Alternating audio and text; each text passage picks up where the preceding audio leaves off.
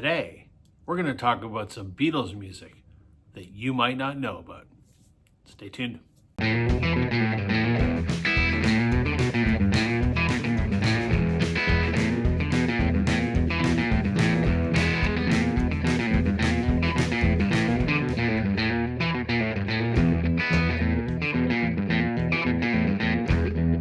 everybody, welcome to Northern Revolutions. I'm Rob. Welcome back if you're returning. Welcome if you're new. So, let's talk Beatles. You've got all the studio albums. Cool. Say you've got Live at the BBC, 1 and 2. You got the Hollywood Bowl. You think you've got everything? You don't. There's a few oddball Beatles recordings out there that we'll call them sort of quasi-official recordings. You may not know about them, so I thought I would talk about them today. I think if you're Beatles nut like I am, it sort of rounds out your collection quite nicely. So let's take a look at a couple of these. Okay, so you may or may not know, depending on how much you know about Beatles history, that when they were in Hamburg, honing their craft as a bar band in Germany in the early 60s, 61, 62, they did actually make their first recordings. There was a German label, Polydor, that signed them to do some sort of session work with a guy by the name of Tony Sheridan. He was an English singer, kind of, hesitate to say, kind of a wannabe Elvis almost, that was living in Germany, and he needed a backing band. So the Beatles provided that service, and initially it was billed as Tony Sheridan and the Beat Brothers. It wasn't actually the Beatles. It wasn't until, the height of Beatlemania that, Polydor reissued a lot of these things and capitalized on the name The Beatles. But during that time, in those sessions, the Beatles recorded 8 songs. And if memory serves me correct, I believe 6 of them were with Tony Sheridan, and then 2 of them was just the Beatles themselves. I wish I had the original German Tony Sheridan album. Never even seen it. I mean, I know what it looks like.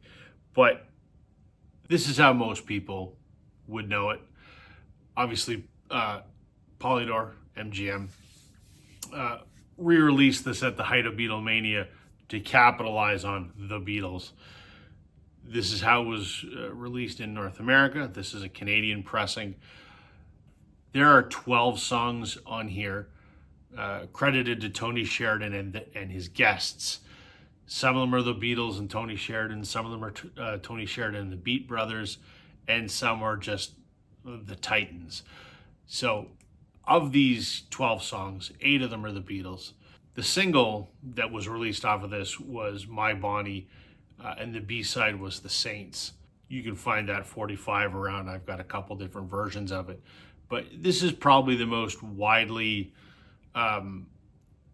released version of this. Like I said, I'd love to find an original German Polydor Tony Sheridan album, but good luck. But if you're, sort of Beatles completist, there's 8 songs in here. If you don't have this, you don't have them. Another place you can find this, actually, this was a Canadian-only issue on Polydor called The Beatles Very Together. Came out in 1969, and, this fed into the whole Paul is dead thing because one of the candles is blown out. John, Paul, George, and Ringo. Polydor was just trying to feed off that Paul is dead frenzy. But it's the same stuff. It's the same 12 songs, just repackaged a little bit differently. But a Canadian-only version of this. So the Tony Sheridan Polydor sessions were recorded in 1961 in Hamburg. On January the 1st, 1962, the Beatles' manager Brian Epstein was able to secure for the Beatles their first ever sort of formal audition, and that was with Decca Records. So New Year's Day, 62, the Beatles at Decca's studios recorded 15 songs, a mix of cover songs and 3 originals, mainly pulled from their stage repertoire to try and show their versatility as performers. And funny enough, Decca passed on the Beatles and signed another group called Brian Poole and the Tremolos, who obviously went on to immense success considering none of us have ever heard of them. But what that did result in is Brian Epstein was given the tapes, and now he had a professionally recorded demo of the Beatles that he could take around and show to other labels. Never officially released. A few songs appeared on the anthology, but you can get a bunch of different bootlegs of this out there. This is the one I prefer. This is just called The Beatles, the Decca Tapes. This is everything, all 15 songs. I really, really, really like this. It's a very good studio recording. It sounds great. 15 songs.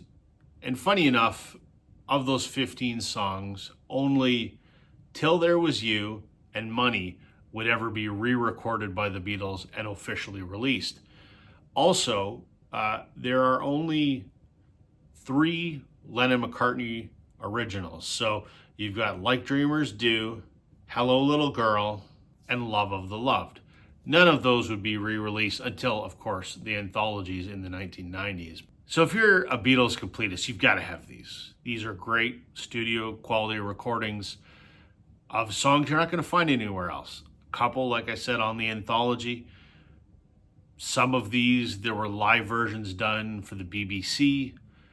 But many of these, you just don't have them anywhere else. So if you're a Beatles completist, this, I mean, as far as I'm concerned, is absolutely essential. Beyond their officially released discography, you got to have the Decca sessions. The Decca editions were repackaged many different ways by many different labels. This is the one I see a lot. This is a Silver Beatles Volume 1 and the Silver Beatles Volume 2. This is exactly the same stuff as the other one that I just showed you. This is on the Phoenix label. It sounds the same. I just prefer the first one I showed you because I like all on one disc, and I think the packaging is a little bit nicer on it. But these ones here came out in, probably the 70s, maybe 80s, I don't know. But I mean, I see these a lot. But again, get your hands on the Beatles Decca edition because it's fantastic. So you've got the Tony Sheridan Hamburg sessions. You've got the edition for Decca Records. And I think the last kind of essential piece, the last sort of, forgotten or not well-known Beatles recording that you need, I think, if you're a Beatles completist, is Live from the Star Club in Hamburg, Germany, 1962. A little bit of controversy in terms of when exactly this was recorded. But what is different about this is the Decca audition and the Tony Sheridan stuff.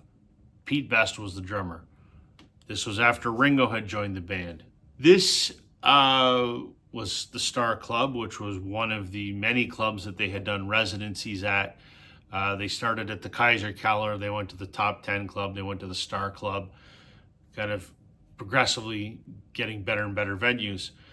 This was recorded by a guy named King Size Taylor, who was an English musician, and he recorded this in the club one night with a home tape recorder and a microphone. Consequently, the audio on this, not great. Is it listenable? Yes. Most of the time the vocal's kind of crappy, but obviously it's certainly still listenable. I crack this out like once every year or two to listen to it. There's about 25 songs on this record. I mean, I didn't count it exactly. And there's a lot that were re-recorded. There's a lot that they did on live stuff like on the BBC, but there's also some that you're never going to find anywhere else. So, things like Red Sails in the Sunset, Little Queenie, Talking About You, Your Feet's Too Big. I mean, there's songs, this is the only place you'll ever find them. What's also great is, the Beatles were by all accounts, an incredible live bar band. Unfortunately, they didn't get to be incredible once Beatlemania broke, because that was a whole different thing. But they really honed their craft as a bar band. So is this something you listen to all the time? No. It's a good historical artifact, though. And if you're a Beatles fanatic like I am, it's well worth owning. There is apparently talk that Peter Jackson now has the rights to this, and he's using his demixing technology to see if he can improve this. I sincerely hope that that is the case, because it would be awesome to get an improved audio version of this. That would just be fantastic. Hope that's true. There you go, folks. There are 3 Beatles records that you may not know about. I mean, it's not like they're super scarce by any means, but, you know, for the person that's maybe not a Beatles expert, but has all the studio albums, and they've got everything that has been put out on Apple, there's a few others, you know, like I said here, that you might want to check out. So take a look for the Tony Sheridan stuff. Take a look for the Deck auditions. And if you really want, you know, the Star Club, but that's not necessarily a recreational listen, let's say, but hopefully an improved version sees the light of day at some point in time. Listen, there's countless other bootlegs out there. I mean, there's bootlegs of, you know, the Budokan show. I've got that. You know, there's all kinds of other outtakes and sessions from Let It Be and whatever. I just wanted to take a look at sort of 3 quasi-official recordings that were released that technically aren't bootlegs, but do really complete the Beatles discography. So hope you found that interesting. If you've heard any of these, let me know your thoughts. Be interested to hear. That's everything for me today, everybody. Catch you on the flip side. Bye.